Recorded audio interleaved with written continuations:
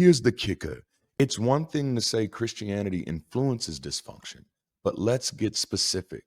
The beliefs themselves act like gears in a machine, turning ideas into habits and habits into generational cycles. Let's look at the examples. Cast your cares on the Lord, right? That's First Peter 5:7. Sounds comforting, right?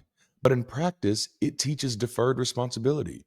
Struggles with poverty, trauma, or abuse get outsourced to God, who doesn't exist, instead of addressing the problem. Families are told to pray it away. Over time, that creates a culture where people don't learn how to intervene, solve, or heal because they're waiting on divine timing instead of their own action. Psalms 127, verse 3 says that children are a gift from the Lord. This verse gets weaponized into pronatalism.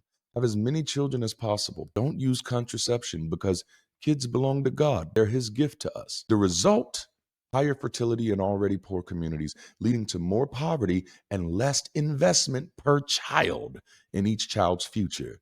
And here's the kicker: if children belong to the Lord, parents can excuse themselves from being fully present or active. Discipline replaces nurturing, control replaces engagement because the ultimate responsibility has been handed off to heaven, which is why families impacted by religiously inflicted generational dysfunction practice perpetual poverty by forcing each generation to start over with nothing while still being taxed by the elders. So life insurance goes to funerals and matriarchal family trips because mama deserves that now instead of investing in the next generation. 2 Corinthians chapter 5, verse 7 says, walk by faith, not by sight. And this is where mistrust of evidence comes in. Science, psychology, therapy all get undermined because they're sight instead of faith. Families raised in this culture often reject evidence based solutions. Illness gets prayed over, trauma gets silenced, and education gets sidelined. Faith isn't just a personal lens here, it becomes an active rejection of the tools that could break the cycle. You have sayings like Jesus paid it all.